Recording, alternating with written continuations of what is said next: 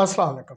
मुल्क में बेकाबू होती महंगाई की दूसरी वजह क्या है? आज हम इस पे बात करेंगे।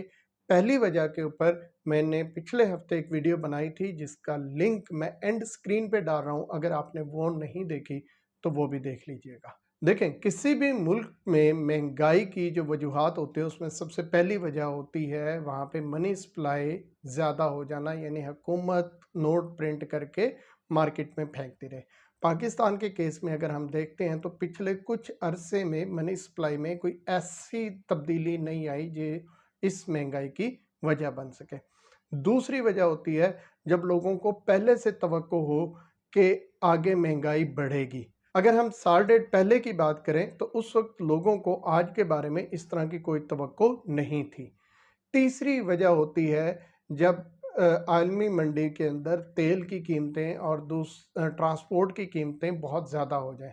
आजकल आप सुन रहे होंगे कि आलमी मार्केट के अंदर तेल की कीमतें भी जो तकरीबन $120 फ़ी बैरल से नीचे आ गई हैं, तकरीबन 70, 75, $80 फ़ी बैरल के करीब चल रहा है। और जो ट्रांसपोर्टेशन एक्सपेंसेस थे वो भी कम हो गए हैं, सप्लाई चेन के इश्यूज इतने नहीं रहे हैं, तो इसका मतलब है वो भी वजह नहीं है।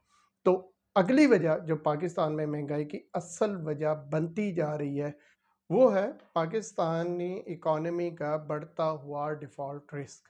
जब तक इसको एड्रेस नहीं किया जाएगा मार्केट्स का, चाहे वो बैनुल अक़वामी हैं चाहे वो लोकल हैं, उनका इस मुल्क की इकोनॉमी के ऊपर एतमाद बहाल नहीं होगा। यहाँ की सूरत हाल बद से बदतर होती जाएगी। देखिए, महंगाई को रोकने के लिए स्टेट बैंक के पास जो सबसे अहम टूल है वो है पॉलिसी रेट। मौजूदा हालात में अगर स्टेट बैंक पॉलिसी रेट को बढ़ाता है तो ये दो धारी तलवार की तरह काम करेगा। एक तरफ तो पॉलिसी रेट बढ़ने की वजह से बॉन्ड्स वगैरह का रिटर्न ज़्यादा हो जाता है। जब वो बढ़ेगा तो बैरून मुल्क से लोग उन बॉन्ड्स में सरमायाकारी करना शुरू कर देते हैं, जिसकी वजह से फॉरेन से जो डॉलर्स हैं या फॉरेन करेंसी हैं उनका इनफ्लो बढ़ जाता है।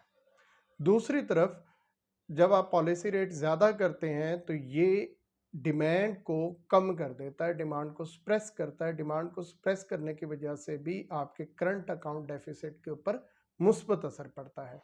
इसके साथ साथ इससे मार्केट में ये सिग्नल जाता है कि जो मनी मार्केट का, फाइनेंशियल मार्केट का हेड इदारा है जिसका काम है इसके ऊपर नज़र रखना, वो अपने काम से आगाह है, अलर्ट है और अपना काम कर रहा है। ये तो हो गए इसके मस्बत पहलू। मनफी पहलू अलबत्ता इसका ये है कि जब आप पॉलिसी रेट बढ़ाते हैं तो इसका जीडीपी के ऊपर मनफी असर पड़ता है। जब जीडीपी के ऊपर या मुल्क की दौलत के ऊपर इसका मनफी असर पड़ेगा तो डेट टू जीडीपी रेशो बढ़ जाएगी। आसान अल्फाज में, पहले आपके पास जो दौलत है वो 100 रुपये है, आपके ऊपर जो कर्जा है वो 70 रुपये है, तो 70% आपकी डेट टू जीडीपी रेशो होगी। लेकिन अगर ये दौलत जो है वो 100 रुपये से कम होकर 90 रुपये की हो जाए और जो आपका कर्जा है वो 70 रुपये का ही रहे, तो इसका मतलब है अब आपकी आमदनी में से आपके कर्जे का हिस्सा ज़्यादा हो गया। जब ये ज़्यादा होगा तो डिफ़ॉल्ट रिस्क बढ़ जाएगा। दूसरा काम कि इसकी वजह से फिस्कल डेफिसिट ज़्यादा हो जाता है, क्योंकि गवर्नमेंट ने जो कर्जा जात लिए होते हैं मकामी बैंकों वगैरह से, उनके ऊपर इंटरेस्ट रेट बढ़ जाता है। यूँ गवर्नमेंट को टैक्स बढ़ाने पड़ते हैं, महंगाई बढ़ती है, सोशल अनरेस्ट होता है, लोगों की परेशानी में भी इससे इजाफा होता है। पाकिस्तान में इन्फ्लेशन की मौजूदा सूरत हाल को देखते हुए माहिरीन मईशत ये तजवीज़ दे रहे हैं कि इंटरेस्ट रेट को मज़ीद बढ़ाने से खातिर खा फ़ायदा नहीं होगा।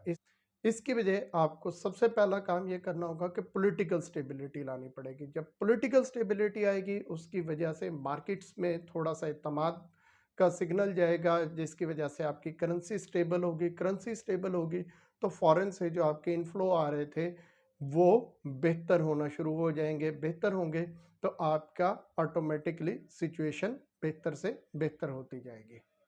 दूसरा काम ये करें कि गवर्नमेंट फौरी तौर पे, मौजूदा हुकूमत ये काम शुरू कर दे चाहे आने वाली शुरू करे, कि फौरी तौर पे डेट रीस्ट्रक्चरिंग की तरफ जाए। हमने बहुत सा कर्जा आने वाले 2-3 सालों में वापस करना है। इसको अगर आप थोड़ा सा फैला देंगे तो आपके ऊपर जो डेट सर्विसिंग कर्जे वापस करने का बोझ होगा वो कम हो जाएगा उस कम होने की वजह से आपके सर्वाइवल के चांस बढ़ेंगे, मार्केट को एक बहुत अच्छा पॉजिटिव सिग्नल जाएगा।